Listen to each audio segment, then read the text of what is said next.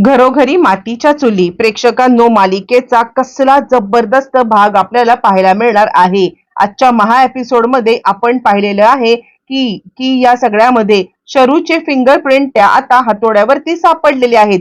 हो प्रेक्षकांनो, पण कुठेतरी आपल्याला आणि जानकीच्या मनामध्ये सुद्धा शरू निर्दोष असल्याची भावना निर्माण झालेली आहे आणि एकंदरच शरूला पाहता शरू या सगळ्यामध्ये इन्व्हॉल्व आहे असं मात्र आपल्याला काही वाटत नाहीये.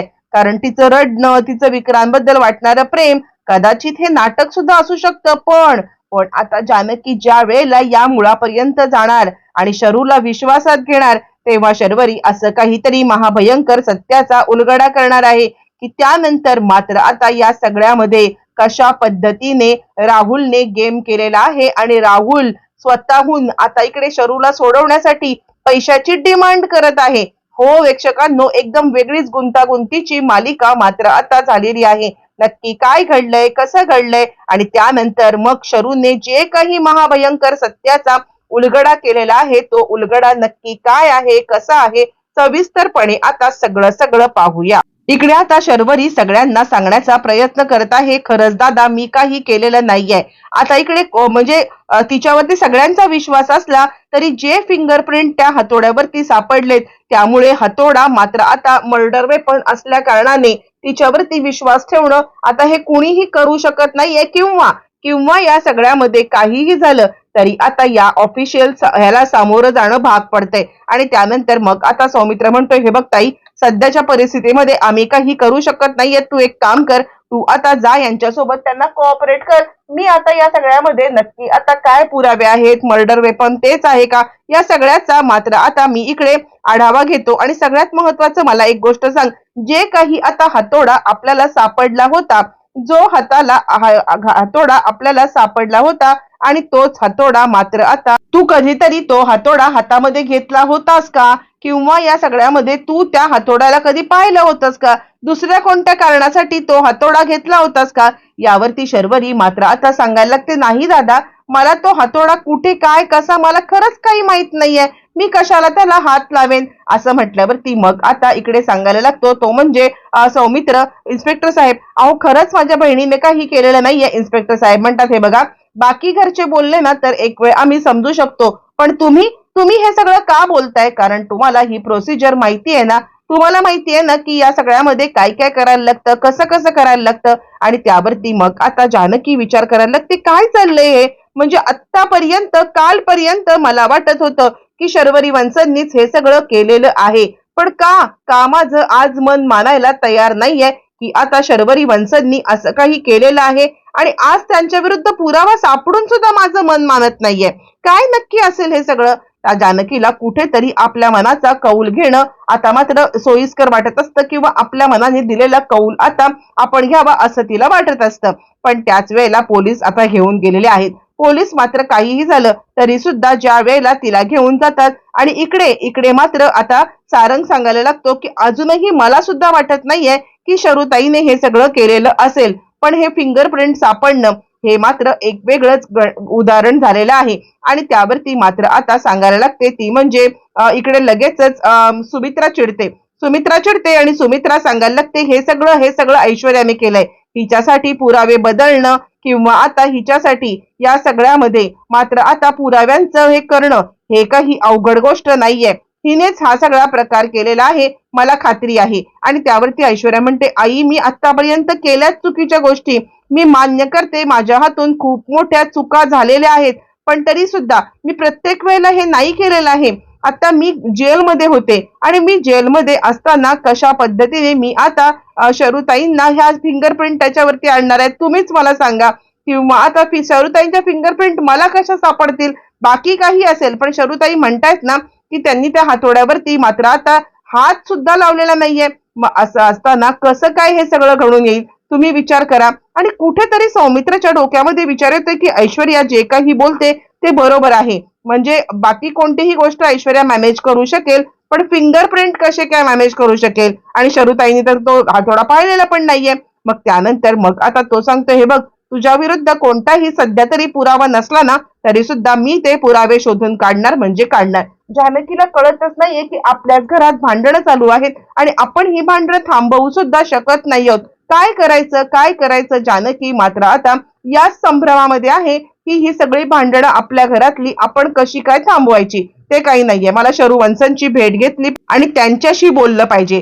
जोपर्यंत मी त्यांच्याशी बोलत नाहीये मी कोणत्याही निर्णयावरती येणार नाही. आणि इकडे ऋषिकेश मात्र आता विचार करतोय की आतापर्यंत कधीच जानकीने कोणत्याही बाबतीत आता कधीच मला असं खोटं नाटक काही बोललेली नाहीये किंवा ती कोणत्याही बाईच्या अब्रूवरती हे होईल असं बोललेली नाहीये. मग असं असताना मात्र आता इकडे लगेचच ती असं का करतेय त्याचं कारण हेच आहे कारण आता फिंगरप्रिंट सापडलेत म्हणजे आता या ह्याच्यामध्ये एक गोष्ट शक्य आहे आणि ते म्हणजे शर्वरीचा याच्यात हात असू शकतो. आणि त्यानंतर मात्र आता तो जानकीकडे आलेला आहे. जानकी मला आतापर्यंत खरंच विश्वास वाटत नव्हता पण आता मला विश्वास बसलेला आहे. आणि त्यावरती जानकी म्हणाला ते ऋषिकेश तुमचा विश्वास बसलाय पण आता माझा विश्वास नाही बसलेला आहे. आणि त्यावरती मग आता तो म्हणतो म्हणजे म्हणजे तुला काय म्हणायचं जानकी.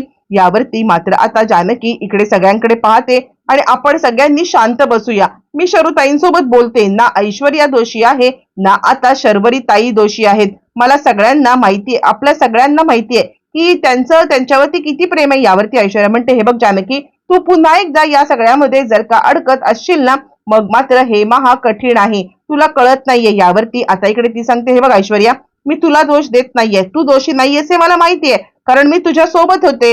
पण शरुताईंशी एकदा बोलून घेते. मग जानकी शर्वरीशी बोलण्यासाठी आता मात्र जेलमध्ये आलेली आहे.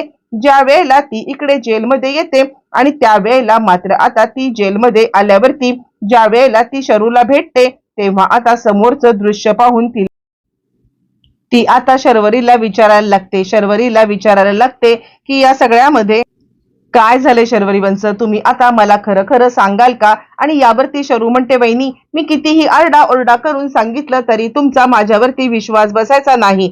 सगळ्यात पहिलं तर तूच मला आता या सगळ्यामध्ये दोषी ठरवलं होतंस ना. आणि त्यावरती जानकी म्हणते शर्वरी वंश ज्याप्रमाणे तुमच्या हालचाली होत्या ना त्यावरून मी आता या सगळ्यामध्ये तुम्हाला दोषी समजलं होतं. आणि त्यावरती ऋषिकेश म्हणतो शरू तू अजूनही खरं खरं जर का बोलू शकलीस ना तर मात्र सगळं खरं खरं तू आता सांग. कारण काहीही झालं ना तरी सुद्धा तुझे आणि राहुल हे दोघं जण एकमेकांवरती प्रेम करत होतात का आणि त्या दिवशी तुम्ही आता त्या रूम मध्ये एकत्र होतात का हे मला सांग. आणि त्यावरती मग मात्र आता लगेचच सांगायला लागते ती म्हणजे शर्वरी हो हो हो दादा मी त्या दिवशी खोटं बोलले.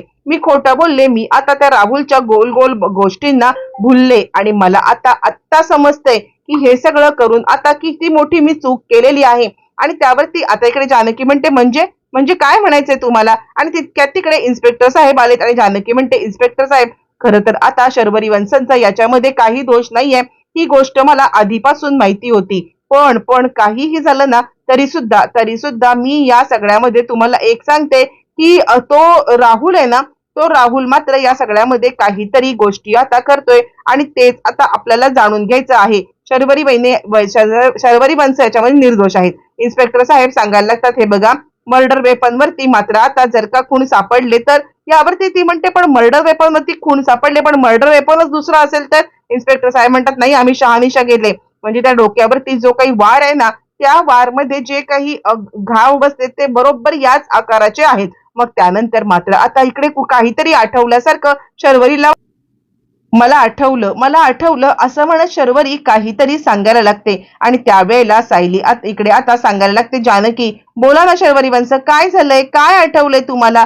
आणि त्याच वेळेला मात्र आता ती सांगायला लागते मला आठवलंय हे सगळं राहुलनेच केलेलं आहे. यावरती मग आता सांगायला लागतो तो म्हणजे लगेचच आता इकडे ऋषिकेश काय नक्की सांग तू मला. आणि यावरती ती आता जी घटना सांगते ती सांगते की हा हातोडा मात्र आता राहुलने माझ्या हातात दिला होता. हो मला आठवतंय पण त्यावेळेला त्याच्यावरती कोणत्याही प्रकारे रक्त लागलेलं नव्हतं. म्हणजे आता मी ज्या वेळेला त्याला भेटायला गेले होते ना त्यावेळेला काहीतरी ठोकण्याचं काम करत होता आणि मला म्हटला पकड आणि मला पकडायला दिल्यावरती त्याने तो हातामध्ये घेतला नाही तो मला खाली ठेवायला लावला. मला आठवलं. आणि त्याच वेळेला मात्र आता इन्स्पेक्टर साहेब सांगायला लागतात हे बघा तुम्हाला जरी आठवलं असलं तरी या गोष्टीला कोणताही पुरावा नाहीये. आणि त्यावरती जानकी म्हणायला लागते ठीक आहे शर्वरी वंश अजिबात काळजी करू नका काहीही झालं तरी सुद्धा मी असे काही पुरावे शोधून काढेन ना की त्यानंतर ह्या राहुलनेच तुम्हाला अडकवलंय हे मी सिद्ध करेन. कारण मी खरेपणा तुमच्या डोळ्यात पाहिलेला आहे आणि तो खरेपणा मी कधीच विसरू शकत नाहीये, असं म्हणत जानकी आता अशी काहीतरी रचना करणार आणि आता असा काहीतरी ट्रॅप रचणार आहे की या सगळ्यामध्ये राहुल रंगे हात पकडला जाणार आहे. म्हणजे खरं तर राहुलनेच मारलंय, पण तो इकडे अडकवायचा प्रयत्न करतोय, तो म्हणजे शरूला. ही गोष्ट सगळ्यांच्या समोर आलेली आहे. एकाच झटक्यात राहुलची सगळी कारस्थानं प्रेक्षकांनो अशा पद्धतीने समोर आलेत आणि राहुल या सगळ्यामध्ये अडकला गेलेला आहे.